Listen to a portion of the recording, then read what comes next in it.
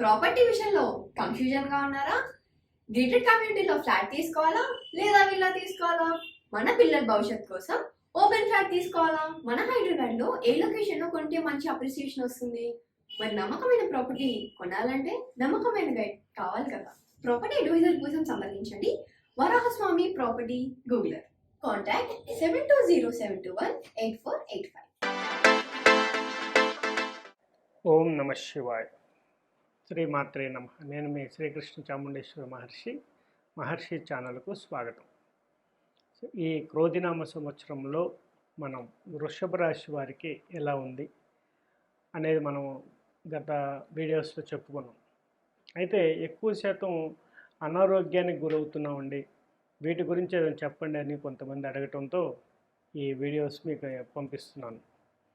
దీంట్లో ముఖ్యంగా అనారోగ్యానికి గురయ్యే విషయాలు నేను తెలియజేస్తాను. ఎందుకు మనకు అనారోగ్యం వస్తుంది? పూర్వజన్మ కృతం పాపం వ్యాధి రూపేణ బాధయ్యేది. కాబట్టి మనం ఏదైతే పూర్వజన్మలో చేసిన కృత్యాలు ఏవైతే ఉన్నాయో పాపకర్మలు, వాటి వల్ల మనకి అనుభవానికి వచ్చేవి రోగాలు అన్నమాట. రోగాలు అవ్వచ్చు, మానసికంగా అవ్వచ్చు, శారీరకంగా అవ్వచ్చు. అది ఆర్థిక పతనాన్ని కూడా దారితీయచ్చు అన్నమాట. కాబట్టి మనం ఇప్పుడు ఉన్న సమస్యని ఈ యొక్క కృతజన్మ పాప పరిహారం అనుభవిస్తూ, అలాగే అనుభవించాల్సిన ఆ యొక్క రోగాన్ని తగ్గించుకుంటూ దాని నుండి బయటపడే మార్గమే ఇప్పుడు ఈ ఎపిసోడ్లో నేను చెప్పబోతున్నాను. కాబట్టి వృషభ రాశి అంటే ఎవరు? కృత్తిక, రోహిణి, మృగశిర. కృత్తిక 2, 3, 4 పాదాలు, రోహిణి, మృగశిర 1, 2 పాదాలు. ఈ 9 పాదాల్లో జన్మించిన 3 నక్షత్ర జాతకులే మనకి వృషభ రాశి కిందకు వస్తారు.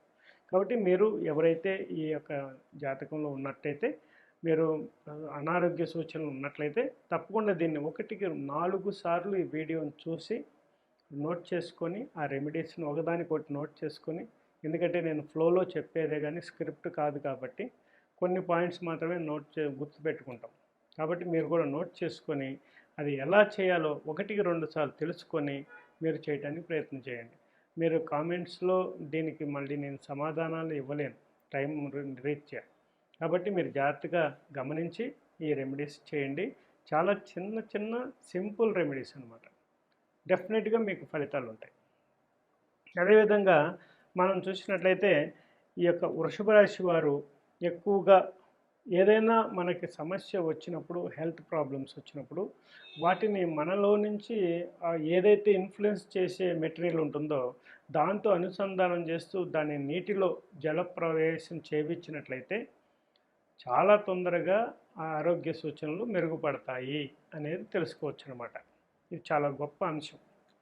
అయితే ఏ విషయాలు, ఏ ఐటమ్స్ని మనం నీటిలో వదలాలి అని చూసినట్లయితే, మీరు చందనం పొడి 1, లవంగాలు 1, వస 1, అలాగే ఒక దోసెడు గోధుమలు తీసుకొని వాటిని మీ యొక్క తల చుట్టూ అలా అంటే గుప్పిడి తీసుకున్నా పర్వాలేదు, వాటన్నిటినీ తీసుకొని వాటన్నిటినీ ఒక ప్లేట్లో పెట్టుకొని పారే నదిలో కానీ కాలువలో కానీ, మంచినీటి కాలువలో కానీ అలా వదిలేసేయండి. వదిలేస్తున్నప్పుడే మీకున్నటువంటి రోగాలన్నీ తొలగిపోవాలి అని చెబుతూ ఆ నీటిలో వదిలేసేయండి. అది బ్రిడ్జి వే నుంచి అయినా వదలచ్చు, నీటి దగ్గరలో అయినా వదలచ్చు, కాలువ దగ్గర అంటే ఎట్లయినా వదలచ్చు. మీరు నీటి దగ్గరికి వెళ్ళాలని ఏం లేదు, నీటి లోపలికి వెళ్ళి చేయాలని కూడా ఏం లేదు.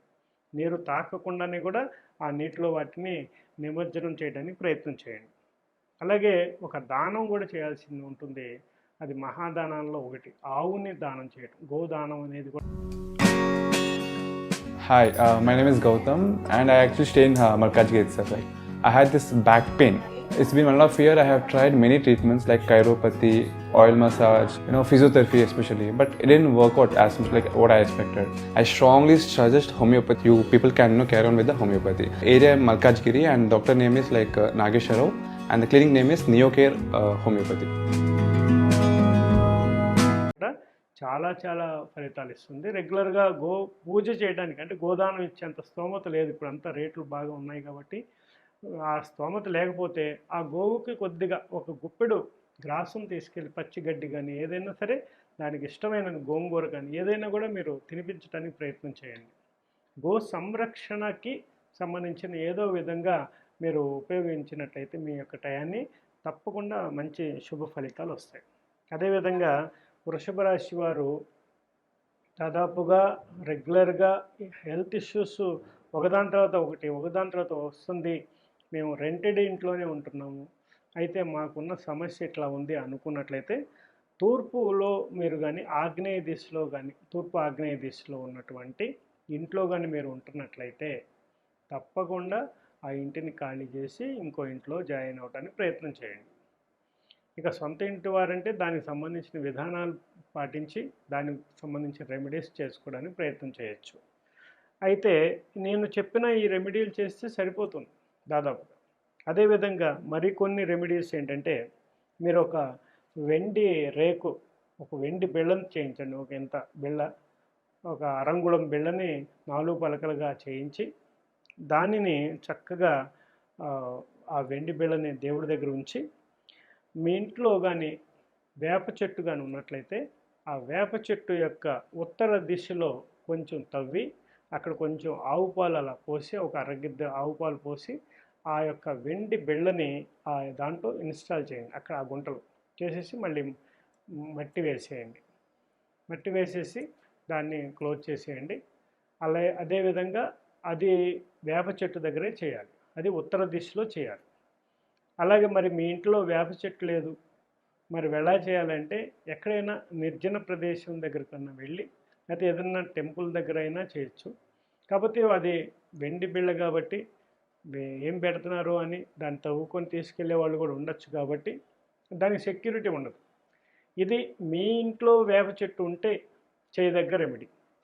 లేదు మేము వేప చెట్టు వేస్తాము, ఒక కుండీలో, చిన్న కుండీలో ఇన్స్టెంట్గా ఒక వేప చెట్టును వేస్తాము, దాంట్లో పెడతామన్నా కూడా అది కూడా మీరు అలా కూడా చేయొచ్చు. అది ఎప్పుడు చేయాలి?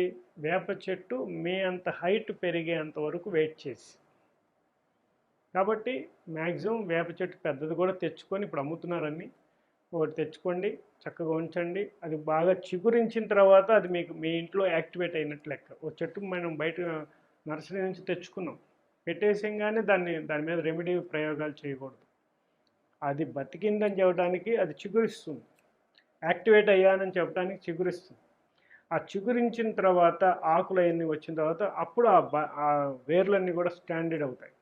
అప్పుడు మీరు ఉత్తర దిశలో ఉన్నటువంటి ఆ వేరు దగ్గర ఏదైతే అక్కడ మట్టి ఉందో అక్కడ గుంట తీసి ఆ యొక్క వెండి బిళ్ళను దాంట్లో పెట్టి ఆవు పాలతో దాన్ని పెట్టేసి అది క్లోజ్ చేయండి.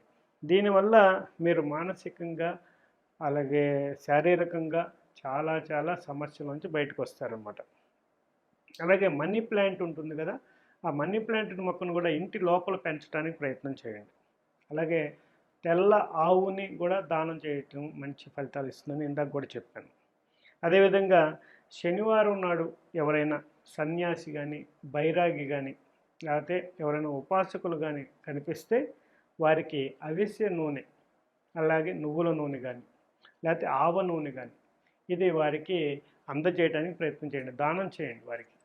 ఇది చేయటం వల్ల కూడా మీరు చాలా మంచి శుభ ఫలితాలు ఉంటాయి. అయితే ఏ దానం అయినా కూడా స్వయం పాకంతో ఇవ్వటం అనేది చాలా ఇంపార్టెంట్. మనం ఒక నూనె ఇచ్చేసేస్తే అది కరెక్ట్ కాదు.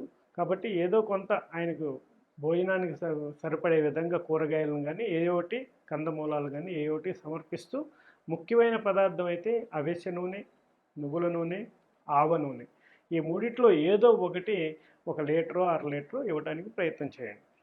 అలాగే మీరు ఎప్పుడూ కూడా అనారోగ్యంతో ఉన్న మీరు బియ్యం కానీ, పాలు కానీ ఎవరికి డొనేట్ చేయడానికి ప్రయత్నం చేయకండి. అంటే ఎవరికి ఇవ్వద్దు, ఇంట్లో నుంచి బయటికి రానియద్దు, బయటికి పంపించొద్దు.